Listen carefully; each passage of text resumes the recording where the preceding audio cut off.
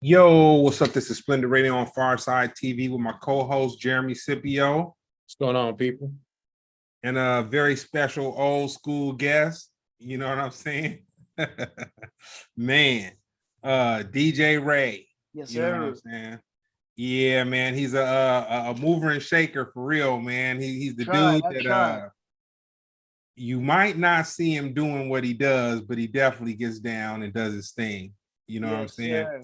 I was saying while we were doing some B-roll conversation that, you know, my first memory of Ray was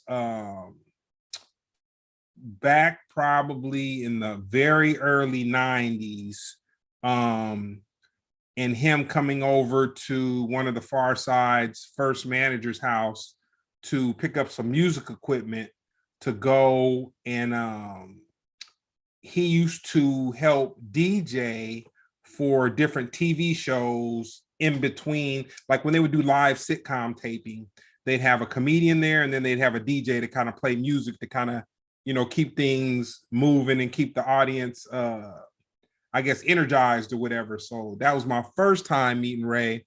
And then We used to use turntables back then. yeah, No man, you was doing more than that, man. You was carrying them big old speakers, man. Because I saw you getting them Serwin Vegas. There was Serwin Vegas. It was something bigger. Yeah, back in the days, you had to have certain Vegas. That was the man, though. Yeah, man. And then it was no Serato, man. It was all vinyl and turntables. Yeah, and you had to carry the turntables. Dude, I would, you know, I DJ for Golden Boy, the fights. I still, really? When I started with Golden Boy, I was carrying the turntables up them steps in the stadiums. Man, I hated that. That was the worst.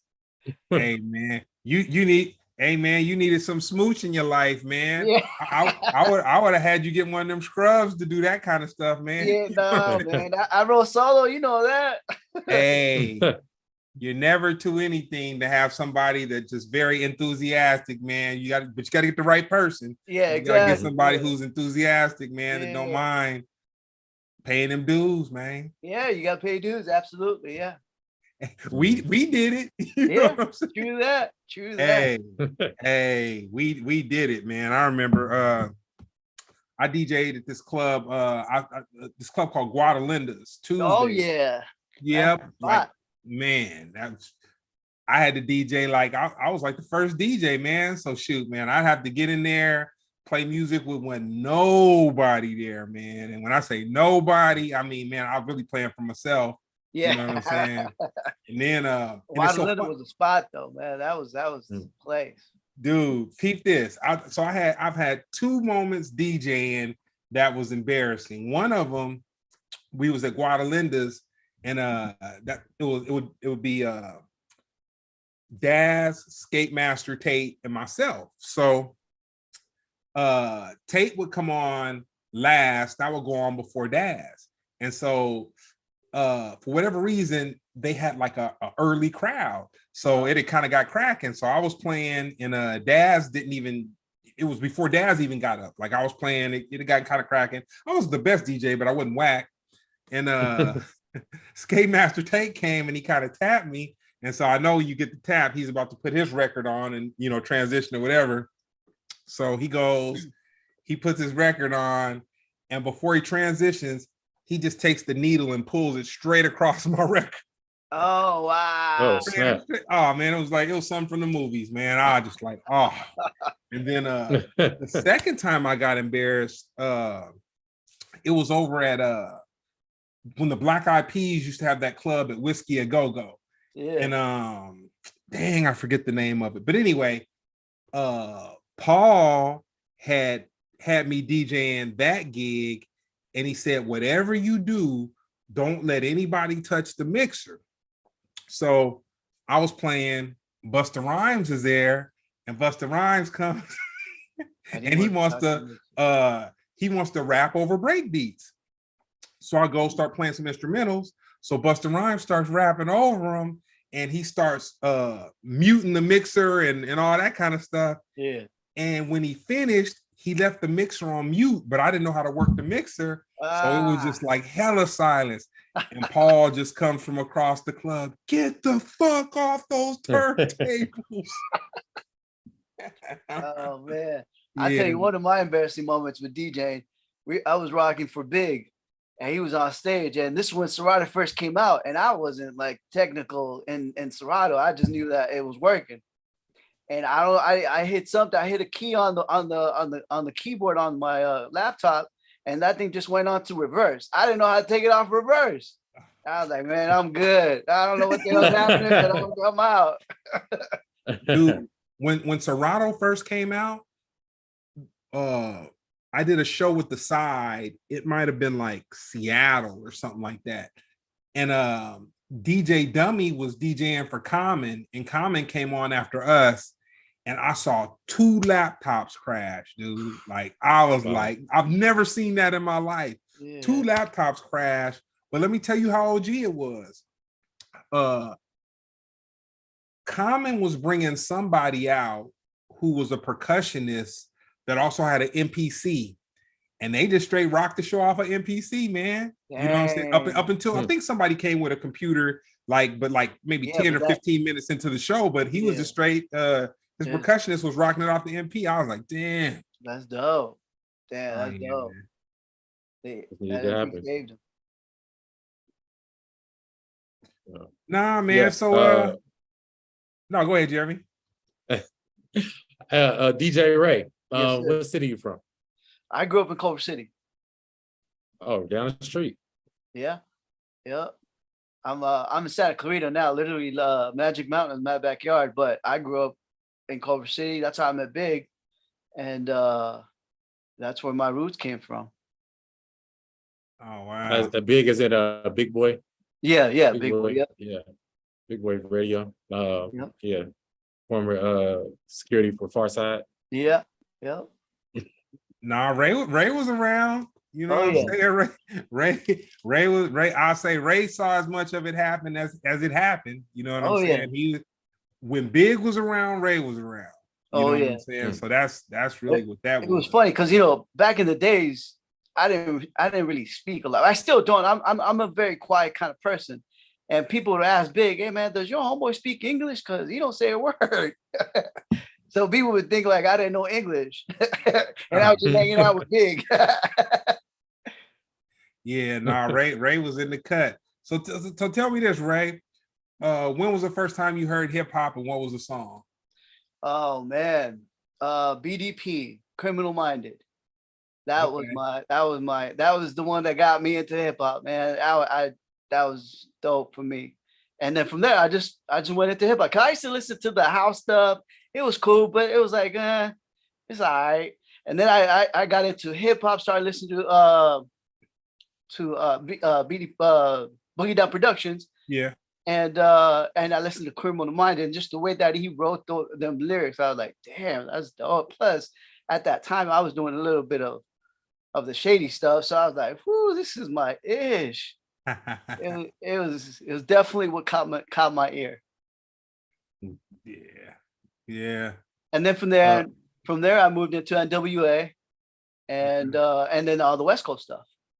Mm-hmm. All the West Coast stuff started popping off. What'd you think of Marley Marl being honored at this year's BET Hip Hop Awards? That's dope. We need to honor more of the old school people. I mean, Marley Marl wasn't just hip hop; it was other people. It's dope that we still get that they honored Marley Marl. Absolutely, he's a huge influence in hip hop. Is this? Yeah, I think people. Oh, go ahead, Jeremy. I'm sorry. No, go for it. Is this 50th year of hip hop thing a smash and grab, man? That's my only thing. Hip hop, I think is the golden years have passed. I mean, hip hop now is in a dire need of somebody to help it out. Unfortunately, I'm not into the kind of hip hop that they're playing right now. It's cool. Some of it is cool, but most of it to me is whack. I'm more into people writing lyrics kind of like telling a story. You know, Slick Rick was huge with that. You know, he knew how to write songs and tell a story. The hip hop now it's not me. So a DJ that both of us know, I'm gonna keep him nameless, but he helped me with listening to secular or contemporary hip hop. Okay. So we were Brown at Brown's store. We had him come and DJ for an event, and I was like, man, you know, you're around all this hip hop, you still DJ clubs, you're DJing online, you're doing all this stuff. I said, man, how do you do it with this music that they play now? He gave me some of the coldest advice I've had on music in the last 20 years. Okay. He said, man, who do you like? I said, man, I like A$AP. And this was maybe 8 years ago. And I was like, well, I like A$AP Rocky a little bit, but And he said, you know what? You're listening to it wrong. I said, listening to it wrong. I hear what I hear. You know what I'm saying? Yeah. And he said, nah. He said, see, you're listening to hip hop the way you listen to hip hop in the late 80s, the mid 80s, the 90s, and then kind of like the 2000s. He said, back then you could have a dope beat, dope lyrics, and dope, hook content, singing, all that. He said, now you just got to find one. You know what I'm saying? It might be the hook, right? It might be a bar, it might be the production, it might be a beat or whatever, and you just kind of got to be content with that. And so once I started listening to music in that fashion, it kind of didn't. It was easier on me. Okay. I tried, man. I tried, and it's hard, man. It's hard to get into the hip hop that's happening right now. I'm sure there's artists out there that underground hip hop. I'm sure that that there's some artists out there that can write and that can write a beat too. Because a lot of these hip hop cats nowadays, they don't even write a beat like when they rhyme. They're not worried about being on beat, man. That's man. And it makes it harder for the DJ too. Yeah, no, that's not one of the fundamental. Yeah, I actually feel like this is a good era to be a part of, because I feel like for a while there was a thing of if it's better because it's new, right? But that's not necessarily true these days. I mean, now it's actually more of an even fair playing ground. You know what I mean? Because it's kind of like we're able to get the old, like we get to lay everything out, because a lot of the old head guys, including us, are on the internet now. You know what I'm saying? Yeah. In 2005, 6, and 7, we weren't on the internet like that. You know what I'm saying? Well, I was, y'all weren't. But I'm just saying, like, you know what I mean? It's having more an opinion. You know what I'm saying? And that's why you get to see legacy artists go on tour and sell more than the new artists. Because new artists, even though they're selling records, they're not filling up crowds. They're not filling up stadiums. These guys, these are not the guys that's doing the shows, the major shows. You know what I'm saying? You get situations where you get some of the older heads having niche shows and stuff like that. So I feel like right now is like the best era to be a part of. You know what I mean? Like everybody can get what they want. And then, kids, I can't for the life of me understand why kids get into whatever they get into. But I mean, straight up, I seen a 20-year-old rocking a Pharcyde shirt. Yeah. And I was like, yo, what? I'm like, what do you even know about Pharcyde? He don't even know. The funny thing is that they know the lyrics more than we do. Yeah, but they look at it like it's an encyclopedia though. They like what it is, they look at groups like the Pharcyde the way, like when I was in high school, we looked at like Led Zeppelin, or we looked at like the classic rock bands and all that kind of stuff. Like me, could I name a Led Zeppelin song now? Not really, but I know that enough people in my junior high school loved Led Zeppelin that it was whatever. And if merch at that time would have been the way it is now, where you can go to like Target, you can go to Walmart and all that kind of stuff, and you can get certain, merchandise and whatnot, I probably would have had a Led Zeppelin shirt. Sure. You know what I'm saying? But it was kind of just like for the heads. Yeah. Yeah, but I just don't want to give the new too much. Like new and youth aren't one and one. You know what I'm saying? The youth are a little smarter than you would think they are. You know what I'm saying? Sure. They pay attention. And you gotta look at the rate of the new rappers falling off or just straight up dying. Yeah. You know what I'm saying? Yeah. Like, Literally. like these, Yeah. I'm trying to tell you, either they're falling off. Like I watched Drake try to resuscitate 21 Savage's career. That nigga ain't got 2 more years in him. You know what I'm saying? It's just facts, bro. Yeah. Lil Yachty, remember he was the hottest thing in 2016. Yeah. That dude is a clown now. He's literally just a clown. He's not a rapper. He's not legitimate. He's not considered a rapper. And even I say the hottest new rapper that actually survived is Lil Uzi Vert. And his biggest song is some background music. So I mean, the real gonna survive, man. Yeah. You know what I'm saying? You gotta believe in the real, man. We can't. The real is killing, man. Nah, but you gotta understand that, now there's so many people making music that what they do as I believe, and there's evidence to go behind it, as a marketing ploy, they'll pick out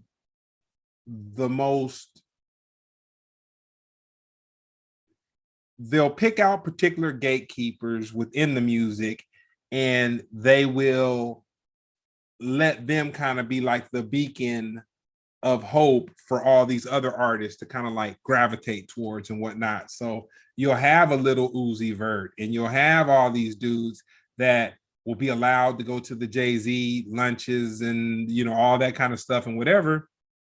And it makes everybody else look, they're like, oh man, they must be dope. They're at this party, they're at this da-da-da, da-da-da-da. But the music content, I don't think the music content is necessarily basic. I think that the music content is for the attention span of the masses right now. And the attention span right now is 5 seconds. They gone. Oh, and that, man, and that. You know what I'm saying? It's like Jiffy pop culture. You know what I'm saying? Get a little packet out of get a room temperature packet, corn kernels and a buttery like substance, throw it in the microwave, hit it for 5 minutes or whatever. Some of it is, but they still not surviving though. You talk about Fetty Wap, you talk about Waka Flocka, Chief Keef. I'm talking these are all rappers that fell off. Oh no, the new guys fell off. But he did, bro. He gone, bro. Come on. What's he got out right now? What's he selling? He don't have nothing out, but I see him doing shows, and I see him doing sold out shows, and I see he's touring as himself. He's selling as much music as Ronald McDonald was selling burgers. Bruh, he is a clown. He's not. But look, compared to this, like this, Biggie, Tupac, right? They was Biggie and Tupac the year after they came out. You know what I'm saying? Like it didn't take 20 years for us to honor them. We knew immediately, oh, they legends. There's nobody like now that's like that. Zero. You're sounding like me, Jeremy. Stop, knock it off. You're not old. That's my point. I listen to the new guys. I'm telling you, this is just facts. The fact that history is telling the story. We don't have to tell the story. We don't have to go old versus young. It's just good versus bad, or good versus gone.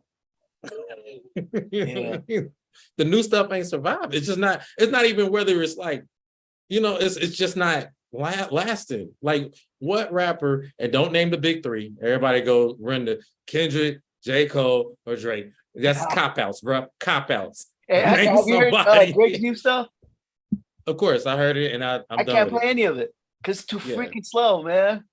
he made it very, very clear with his Joe Budden debate. He is not after us. We are not his demographic. People that look like us, sound like us. He want the women, and he got the women, or dudes who still stuck on their ex. That's the only right. Drake don't want us. He made that very clear. He don't want us. If you wear Timberlands, you wear baggy jeans. That ain't you. You know what I mean? Yeah. If you've ever wore your hat backwards, he don't want us. He just, and if you push him, he'll tell you. Oh.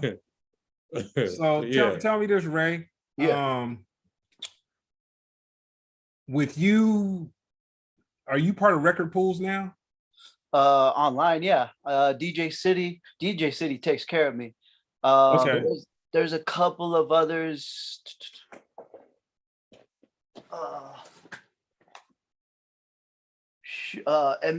BPM, MP3. There's a couple of DJ pools that you go to. I go so to. In 2023, you being a DJ, you DJ Latino events as well as, well, I won't say Latino events. I'll say you DJ various genres of music. That's what I'll say. That's the correct thing to say, because you play. I'm sure you play banda. I'm sure you play.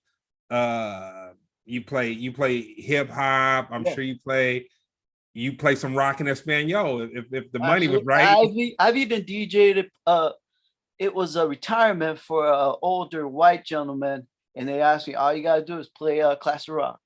I'm like, okay, all right, cool. You know, the Led Zeppelins, the stuff like that. You know, I was like, all right, I'm down. I'm down for the challenge. So with that being where we at, what's your favorite medium to consume music? So would it be MP3s or waves, MP3s? Or... well, I get MP3s, waves, just because it sounds better, but I still play MP3s. Okay. Yeah, and I can keep those in a little thumb drive, hard drive, and go and do my thing, and I don't have to carry these big ass crates anymore.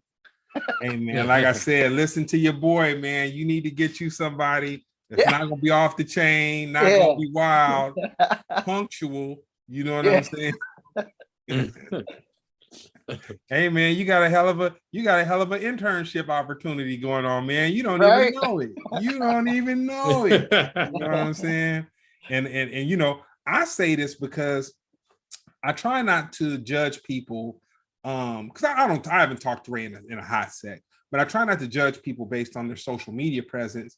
But I'm like, damn, Ray's at the fight, Ray's at a soccer game, Ray's, you know, he's active. You know what I'm saying? Yeah. So it's up and down with that too, because like just right now, we finished season 2023 for the women's soccer. Mm-hmm. So now up until probably February, March, I'm not gonna do no soccer until February, March. Right now, I'll probably just do boxing. I just got picked up with the Dodgers. I would have done the playoffs, but they fell off. Hey, man. But hey, next season I'm in. I'm in like Flynn. And and I got to play every type of genre of music, because not just hip hop heads are going to be at the events that I DJ at. You know, there's going to be, and I read the crowd. I'm old school. I read the crowd. A lot of the new DJs, they stick their head in that computer and don't look up, and they play what they want to play. But if they look up, they see like, oh shit, there's people here that like hip hop. There's people here that like banda. There's people here that like classic rock, you know, and you got to incorporate all of that into your event. So does the money that you make getting paid for an event encourage you to make sure that you have the clean edits and, and all that kind of stuff? Or do you just kind of play what you play? Or how does that work? Well, I play the clean versions because there's a lot of kids. Okay. You know, the money's cool, but it ain't cool. It's never going to be cool for me. No. But I'm just saying, I know that, you know, doing the gigs, they're probably like, yo, Ray, we need it clean and da. But yeah, but it's a funny thing you say that. The last game for the women's soccer team, they asked me to play that song Ski. I would never have played it because of the content that she's talking about. Even the clean version sound crazy, but they wanted me to play it. So I was like, all right, let's do it. So I played the clean version, and I was like, what the hell? Ooh. Hey man, that's like them playing that's the WAP. times.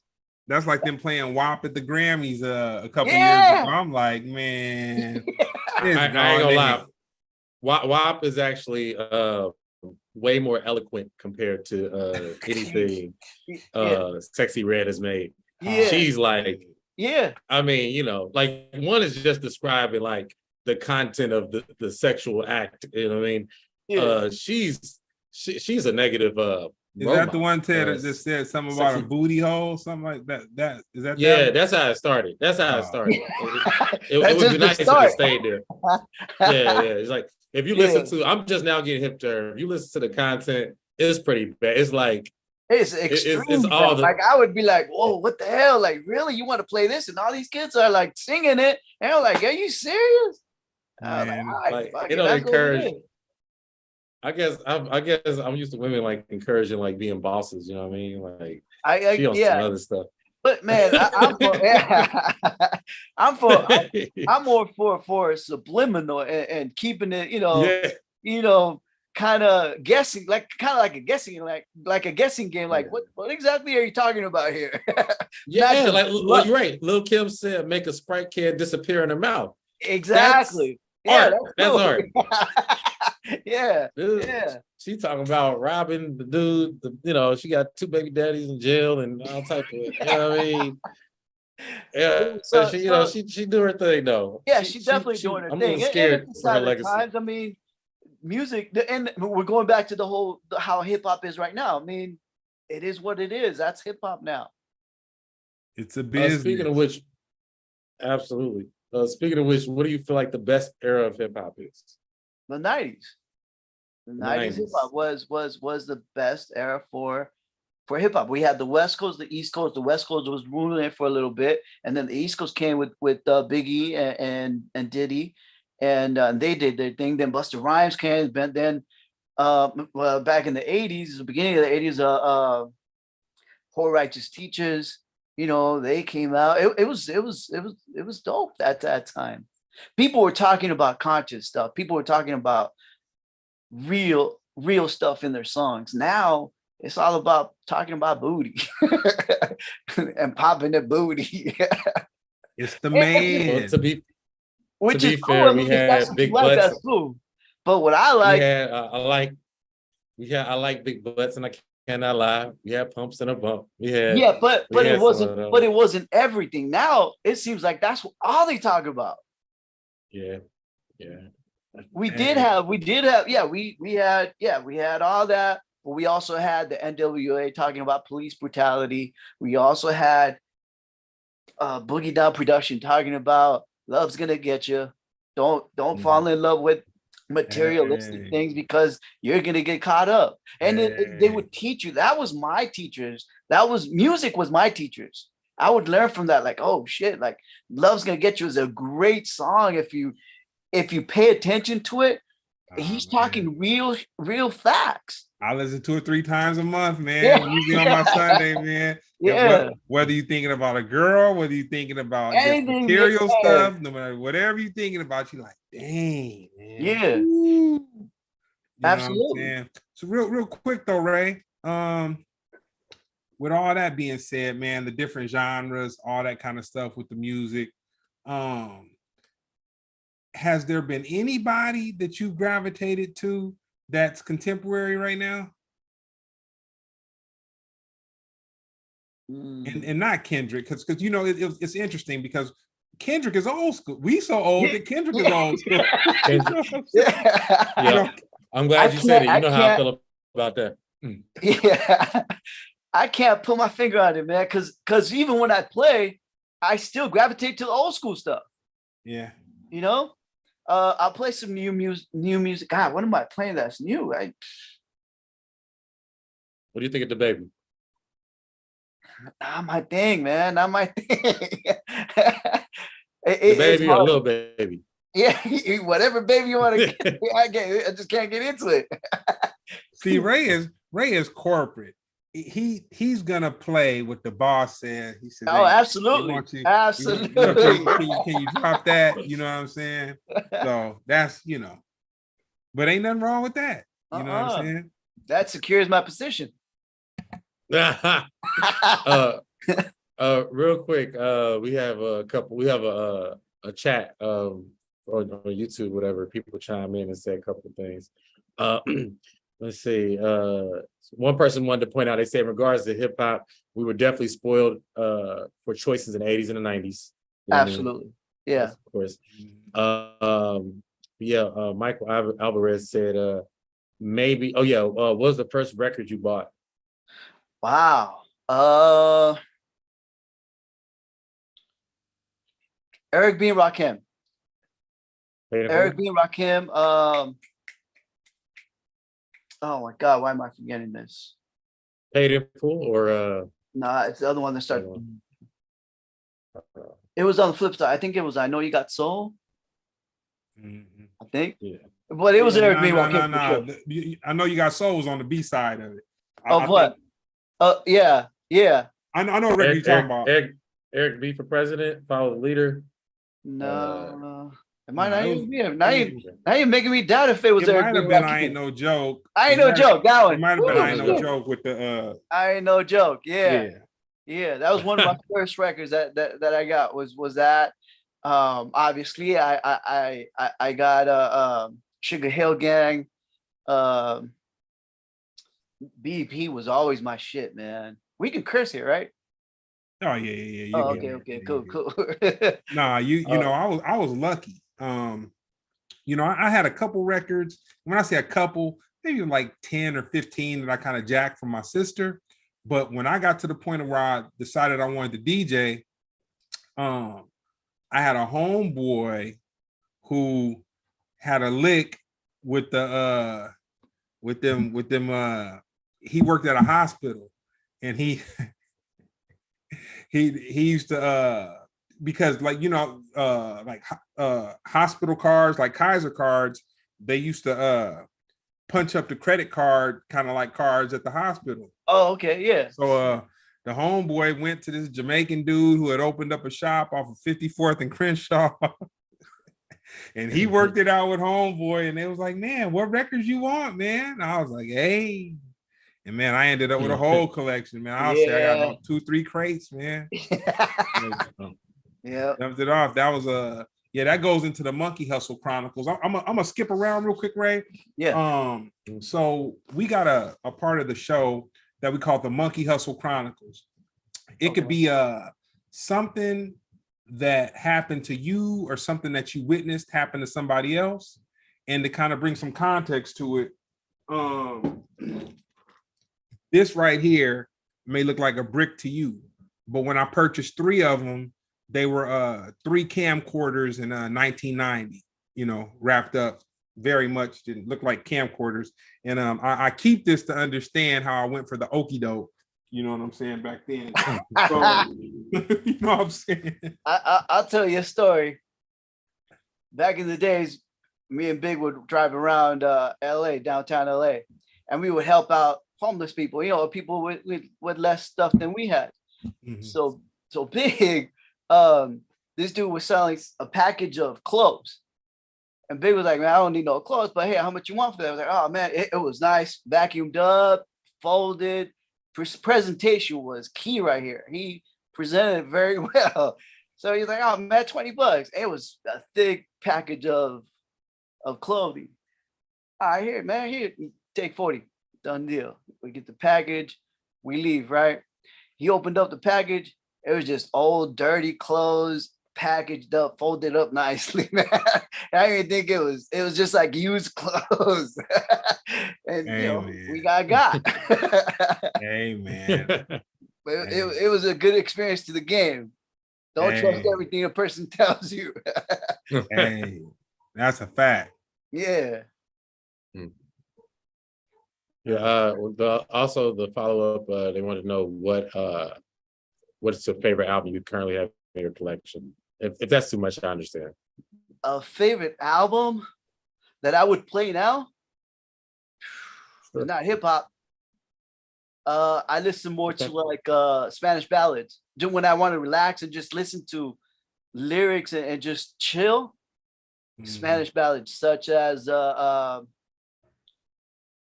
Alejandro Fernandez, Vicente Fernandez. Not because, you know, that's the go-to thing, but I just like the way that he Right. No, rest in peace, Vicente, man. You know, looking from afar, I know Big had an opportunity to know Vicente personally, Yeah. but I could just see I'm the type of person, if a music isn't necessarily like my type of music, it doesn't take away from me the respect that I have from the people that like it. So I may not know a song, may not like a song, but I know that, you know, Vicente, man, he was like selling out the forum. Like he was, you know. Oh yeah. Yeah. He was a legend. He was a living legend. Yeah. Like Still that's, legend. you know, Yeah. Absolutely. Yeah. Yeah. No, you got to listen to everything. I mean, there's a French lady that I listen to. What's her name? I forgot her name, but I don't know. I don't understand a lick of French, but the way that she sings, whew, she can sing. I'm that way with Portuguese, man. Yeah. Portuguese is the most beautiful language spoken. Yeah. I don't know any of it. Yeah. But I know enough to get myself, you know, have a short conversation. But I don't know. I can probably get away with speaking a little bit of Portuguese just because it's closer to Spanish, but French, yeah. And you know, it's funny, I was thinking about it. I wasn't gonna bring it up, but you know, I can take praise when I'm doing good, and then I can take criticism when I haven't done as well. Sure. But Big was famous for hitting me up like you know, a couple days before he's about to, because you guys was doing the Japan thing to death. You know what I'm saying? Yeah, we do. Yeah, and so, yeah. So he hit me up. I want to say it might have been you and Exhibit going over with him, because I know you guys used to go over there. Like, man, y'all used to live over there. So yeah, he practically almost lived over there. Yeah. I remember Big hit me up and he was like, "Yo, man, we about to go over there, man. We want to take some shirts and da da da." And yeah. like Japan was you guys overseas bread and butter for a while. For a while, we were touring Japan a good 8 years. Yeah. Going back and forth, you know, come back 3 months, go back 2 weeks, a week. You know, we would even, I think we went once for like 4 days, like a weekend. Mm-hmm. It was good. It was good times. It was good. And so Big hit me and he's like, "Yo, man, I need these shirts, Smooch. Just get me these sizes, da da da da da da da da." And then this was back when he was over in North Hollywood. Yeah. And so you know, nobody was really on the computer like that. We were pretty much like two-way pagers and all this, da da da da. Yeah. So I go and of course I dropped the shirts off maybe the night before you guys head to the airport, and I'd always just leave them on the porch or something like that, because I, you know, printing them hella late and then just come by and dropping them off. So the next morning, I get a call from Big, and Big was like, "Smooch, Ray's name isn't spelled R-E-Y." Shame on me, man. Shame on me. You know what I'm saying? Shame on me. I get that a lot. I don't know why. I get people that spell. That's like Rey Mysterio. Yeah. What's your favorite hip hop movie? Hip hop what? Movie. NWA, the documentary. The doc. You mean Straight Outta Compton? Straight Outta Compton. Yeah. Oh yeah, the movie. Yeah, because it was. You know, I lived it, and a lot of the stuff that they talked about, I was like, oh shit, I remember that. Hey, nah, that's right. So speaking on that, young Ray in Culver City, going to junior high school.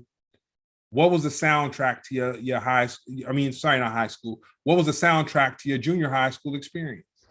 It was Too Short and NWA, and we would go to Hollywood cruising, and we were hitting that Too Short. Life is funky, or funky something.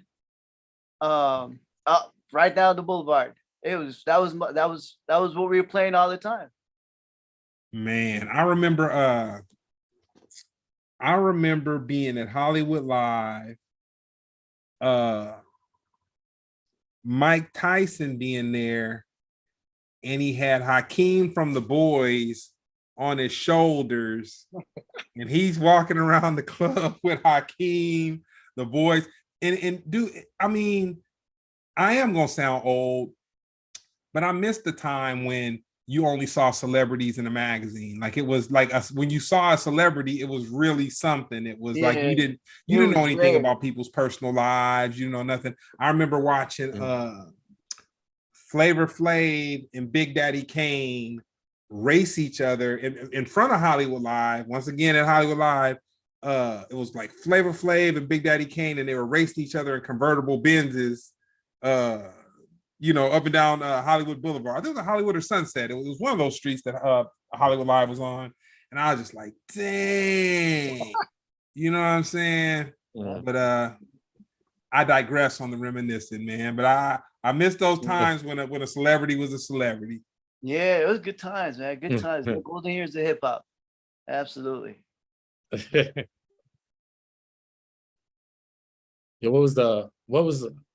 what legacy would you like to leave behind? What legacy? Like, what do you want people to say about you? Man,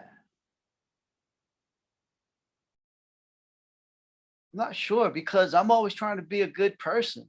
I mean, it's not because I'm trying to leave it behind, but it's just being righteous. Just do the right thing. When it comes down to it. See, Ray is being modest. When you get treated crazy, that puts a lot of stuff in perspective. When you've experienced it, you know what I'm saying? That puts a lot of stuff in perspective. And see, with Ray being so close to Big, I'll tell you, one of the most interesting things, just kind of being privy to certain things about the radio industry and all that kind of stuff. Man, we've seen people go up. We've seen them go down. Oh, yeah. And man, on that way up, fools acted a damn fool, man. Fools acting crazy. We've seen it. Yeah. We've seen it, man. We've seen it. We've seen people come into town. They're on the radio. It's a revolving door, man. That whole entertainment business is because it wasn't just in radio. We've seen it in everything in entertainment. People come and go, man. And if you don't stay humble, you ain't coming back. Man. And people remember that. I saw people that thought they would never not be on the air. Yeah. Never. They never thought. They never thought it would come to an end, man. Yeah.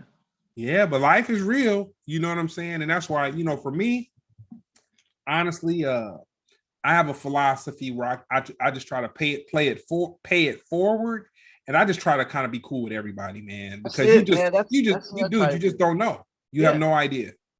Yeah, absolutely. Yeah. So with that being said, we're gonna get off into the other part, man. So you're working with Golden Boy. Yeah. Boxing. How did you get plugged into the whole boxing thing?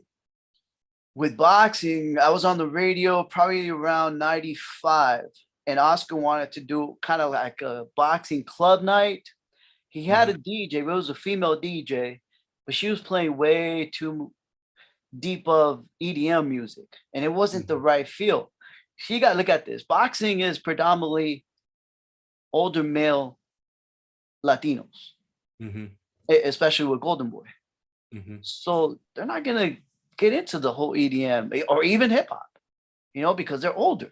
Her looks is only going to go so far, man. Yeah, exactly. So they asked me if I could do it. I was like, yeah, for sure. I'm down. So we did a night, and they liked the way that I did my thing. And it wasn't just EDM that I was playing. I was playing everything from EDM, techno to the hip hop that was in at the time, the hip hop that's in now, and the older hip hop. Plus, not only that, you also got other genres where it's Spanish music. You got the reggaeton, you got the bachata, you got salsa, you got cumbia, you got banda, you got quebraditas, you got all kinds of music on that side that you also have to play. So you kind of have to read the crowd and know the time, and you have to have good timing, because if you don't have good timing, you play, let's say, I don't know, the hype song for that moment too early, you're gonna shoot yourself in the foot, and you're not gonna have a hype song to end the night. Mm-hmm. You know, it's kind of like DJing a club, pretty much, or any event, you know. So they liked the way that I played because I played everything, and it just took off from there. I'm still here. I was back in '96, maybe '97, around there, early 2000. So, okay. Time be flying, man. That's crazy. You just described 3 different years.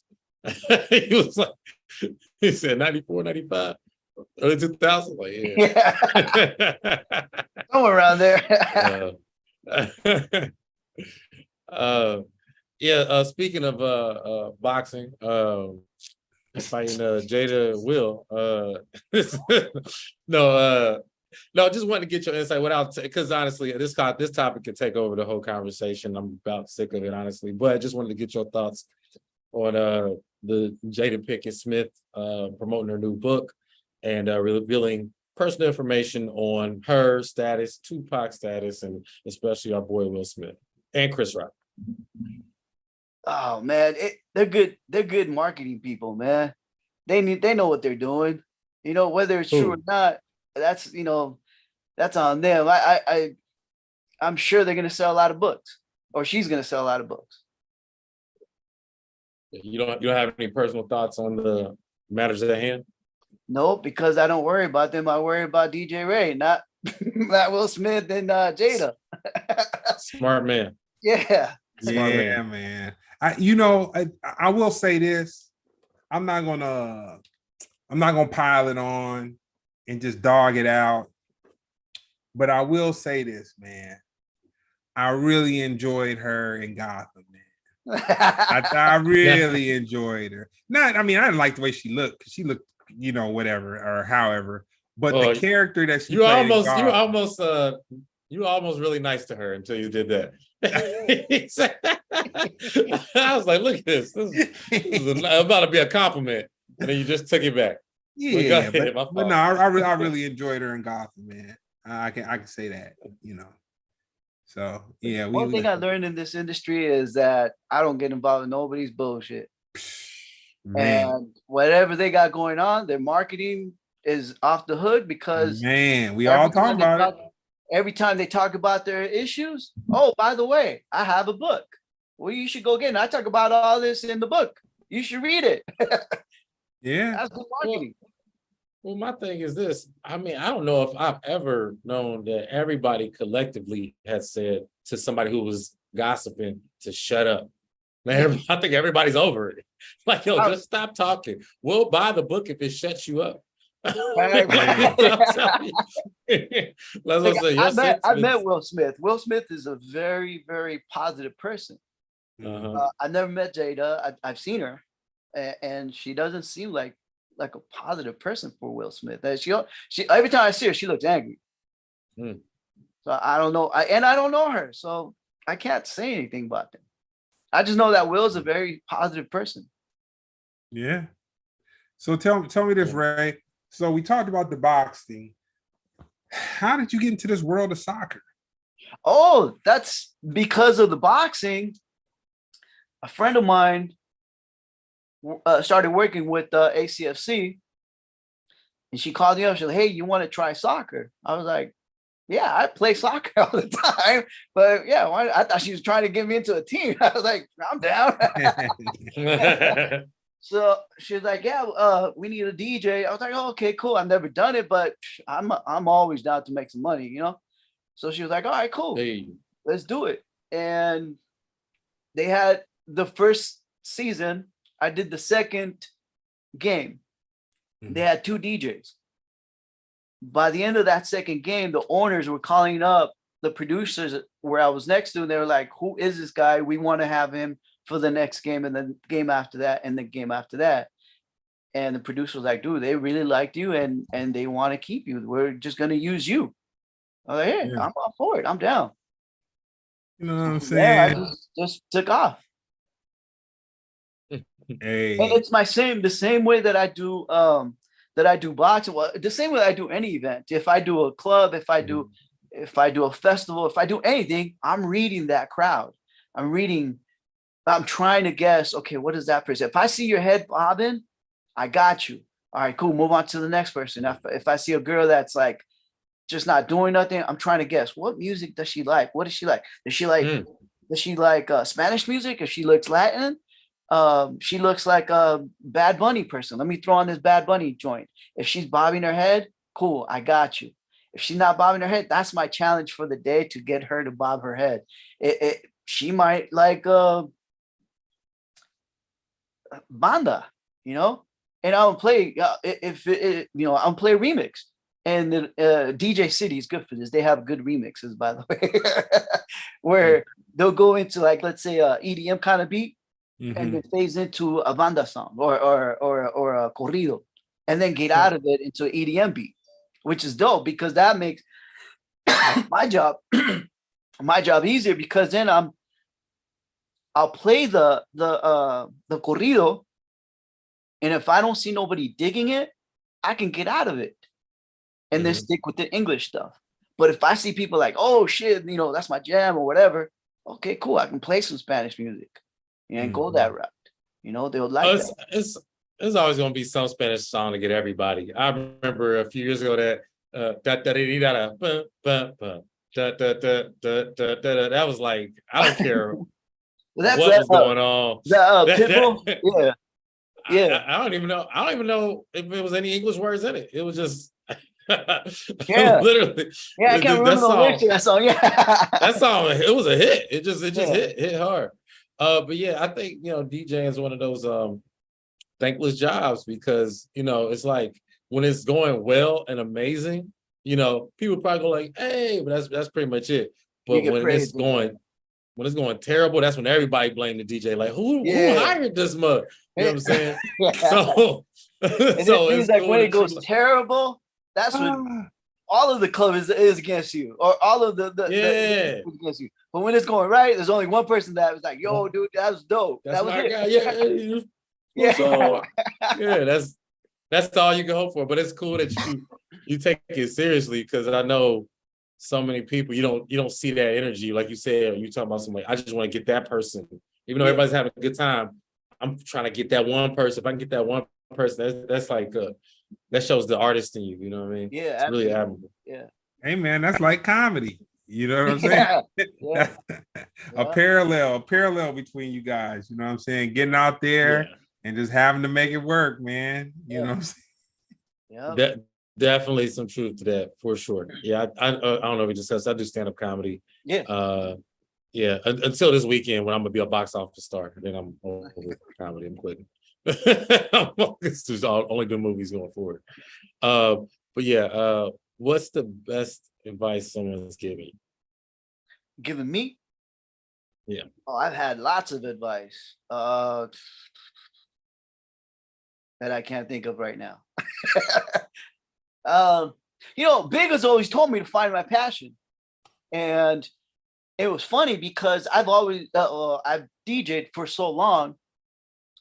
I never saw that as my passion. I just like music. I never thought about it as a passion. But Big was always like, dude, find your passion and you'll be all right in life. I finally found my passion, which was DJing, and I'm doing great. It's so interesting that you say that, because I remember having a conversation with Big, and I was like, now I'm sure he did some media training and all that stuff after he became a DJ. I'm like, man, you didn't take any communicators? He's like, nah. He's like, nah. Because dude, his trajectory was so fast, dude. Like it was like, I mean, people hear him and they see where he is right now, and he's, interviewing all these top people and all that kind of stuff. But he's somebody that really personality shot him into the stratosphere, man, into the stratosphere. You don't see that so much, and people always ask me, is Big always like that? What you see on the radio, what you see outside the radio is what you get. That is Big. That's always been Big from the get-go. Even before radio, that's been him. That's him. People can't believe it sometimes. Hey man, I tell people you only getting 10% on the radio. Yeah. You're getting a hot 10% of Yeah. what it is on the radio. Yeah. But that being said, your most iconic moment.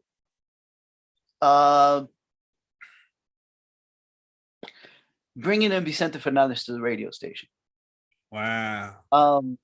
Being with Big and being at a hip hop station that only plays English music, Big understood who Vicente was. And I told him, dude, I think I could bring this dude in.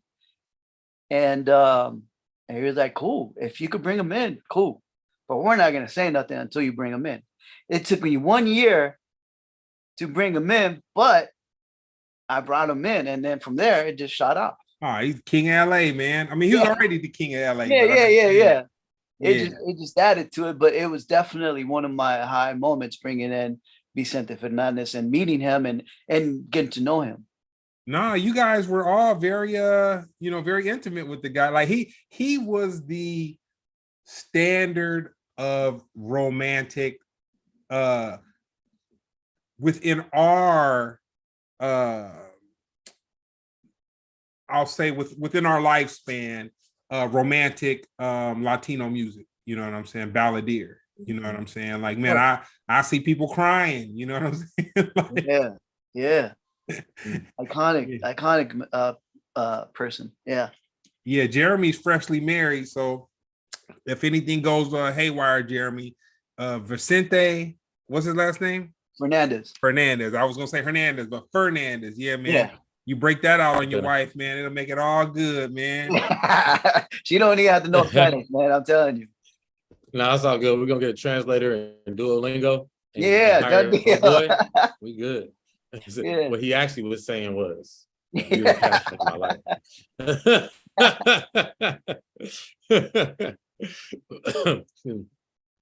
Do you have a secret? You have a secret talent? Not that I know of. It's so secret. I don't even know. I'll tell you. I'll tell you the secret though. I didn't know that Ray was kind of like into boxing though. Like that's what I didn't know. You know what I'm saying? Is that you were really that was one of your things. Like I didn't. Yeah, for sure. I'm into boxing. Yeah, I'm into soccer, and I landed a job as a DJ, so now I get to watch soccer all the time. I get the best seat in the house. Oh man, I need to be hitting you up on these fights, man. I've never been to a real one. Hey, speaking of which, there's a fight in Inglewood on the 21st, Saturday. Okay. Y'all want to come down? Let me know. All right, man. I'm actually gonna do a ticket giveaway because I'm trying to get into the whole social media stuff, the live streaming and stuff like that. So I'm on TikTok. Look for me at iDJ and I'm gonna do some ticket giveaways for the boxing event. So if y'all want to come watch some boxing with your boy, let me know. Hit me up. We need to get Ray this intern that I've been talking about. You need somebody to take some of this pressure up. You know what? Jeremy, I'm not gonna mention his name, but Jeremy had this dude who he used to keep around that it was his ear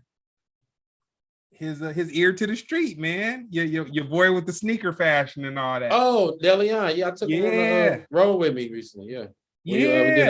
We about to do some more dates. He in Houston. When I do Houston, I'm gonna take him with me. But yep. Man, and I'll say, man, when you brought him around, he never overdid his situation. He never he got a good itch. Yeah, that's dope. That bring somebody around and then they're gonna ruin my stuff. Nah, he plays, bro. Yeah. That's funny. That's funny you even brought him up. Yeah, he just keeps his ear to the street, and even like he'd push back on like, you know, he'd be like, nah, that's what the youth did too. I'd be like, man, the youth is stupid. He'd be like, cause I tell you right now, there's this girl, Bobby Asloff. It's a little white girl who's been doing like interviews, and she's clearly an industry player. I don't even know how she got in the game, but she interviews rappers. She's obnoxious. She acts as if everything they're saying is dumb, stupid, the way they dress, everything. And she'd just be like, yeah, that's stupid. I don't get why you like that. Do you find me attractive? It's like, and they say yes or no. She's like, oh, it's because you're dumb. I'm not into you. And it's like big. Is big. The second guest she had on there was Drake. Wow. And Drake don't even do it. Drake don't even do interviews. Yeah. But they're doing an interview in bed. It's super huge. I'm telling him, like, yo, this is stupid. He like, man, it's the youth, man. That's what they into, man. He's like, yo, kids gonna like it.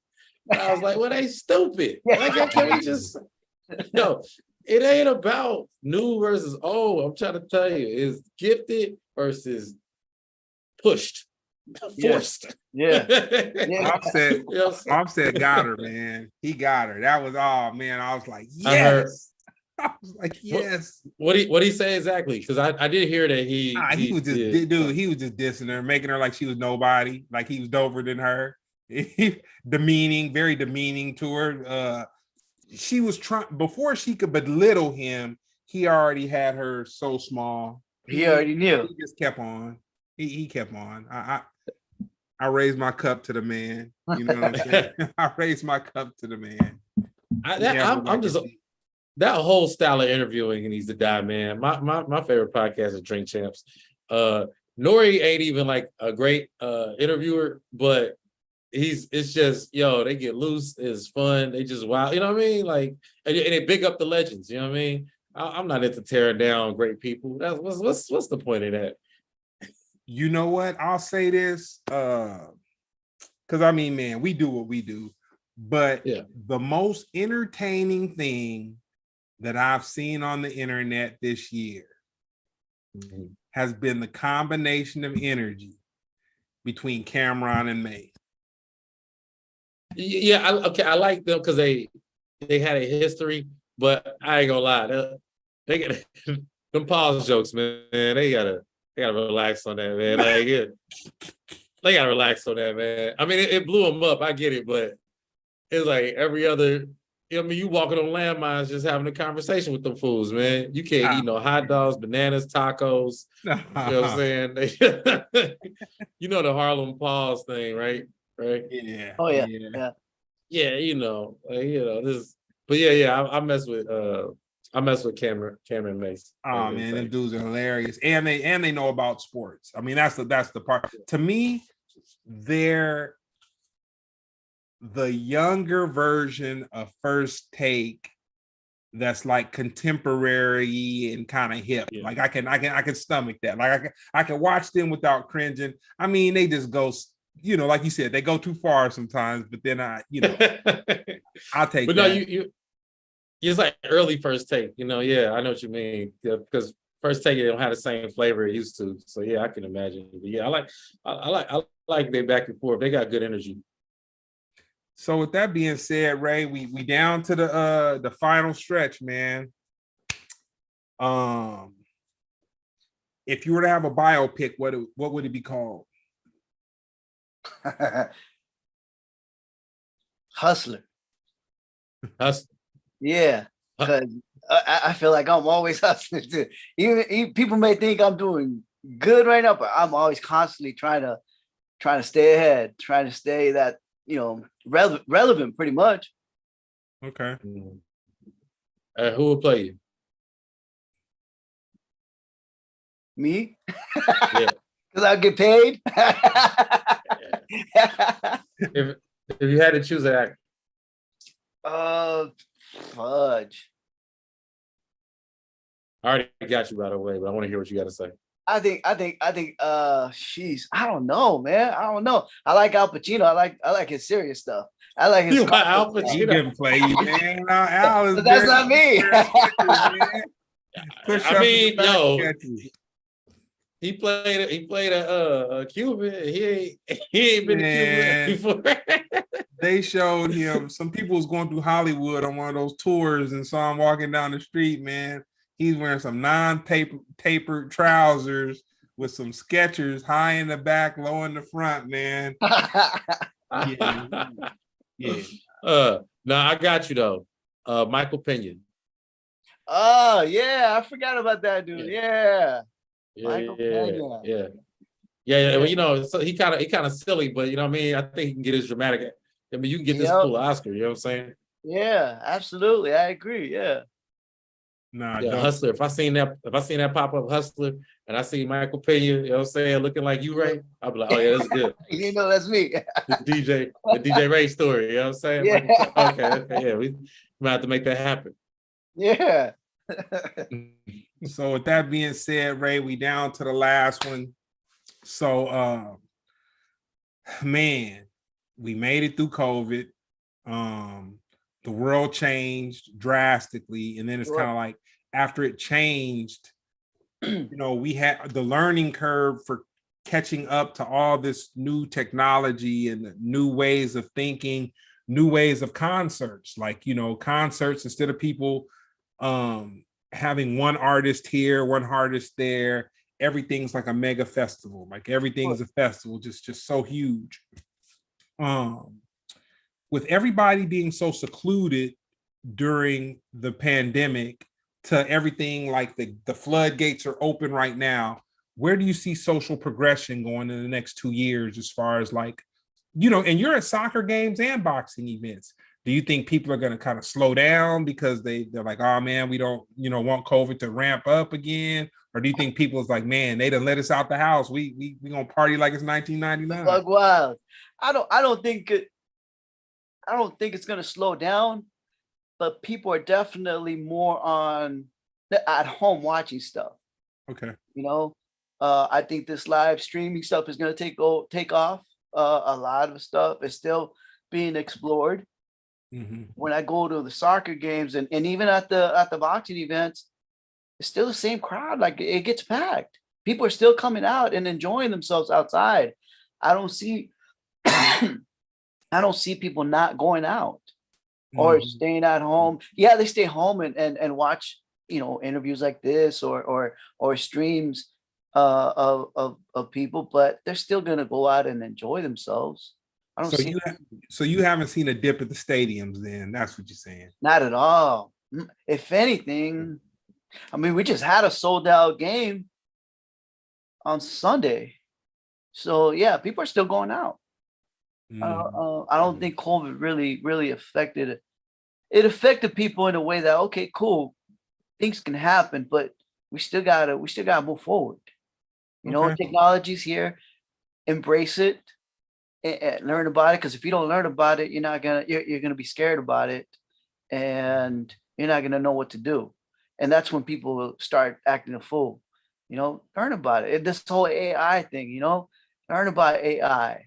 Figure out what makes it tick. How does it work? How could you make it better? Or if you're scared that it's gonna take your job, well, why don't you learn about what you can do to get on the side of AI not taking your job?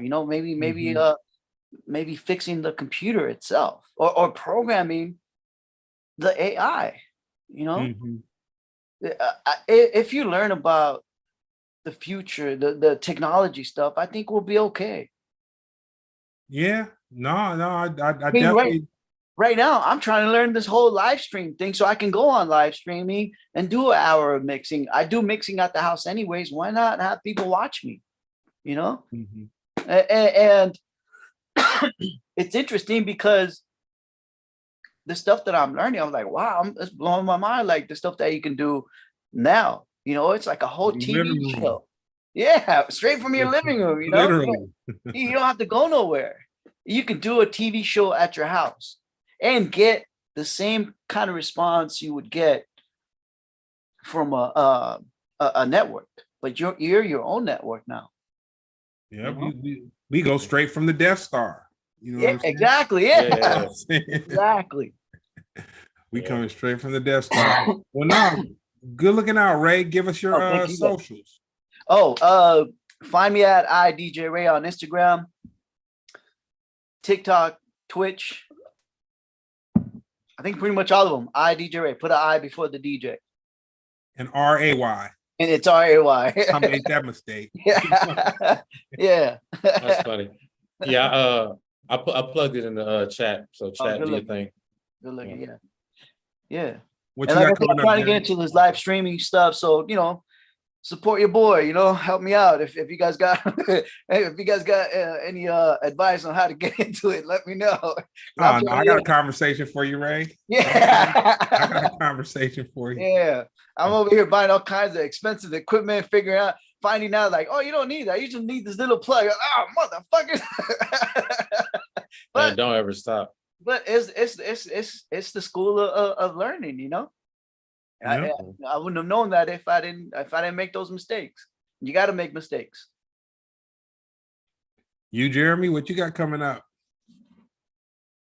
So October 20th, you can catch my film, Night of the Hunted, coming out on AMC Plus. Also, it's a Shudder original, so check that out if you can. Me personally, I'll be in Woodland Hills doing a comedy show at 8 p.m. More on that later. Also, November 1st, I should be in San Diego. And November 2nd, I don't even know how I'm gonna pull this off, but I probably will. I'll be in Houston at a place called Secret Group with my boy DeLeon that we mentioned earlier. So yes, sir. Hey, let me know if you need a DJ for your comedy shows. I know somebody that can probably do it. Absolutely. I'm working on something, man. I my momentum is very slow compared to where I was at, but it's because I'll be on the road a lot. But I'm gonna start getting some stuff popping here because I got more fans here than I got anywhere. So yeah, I need to make that happen. Nice. No, all good. Well, no, man. Thank you guys. This has been another episode of Splendid Radio on Pharcyde TV.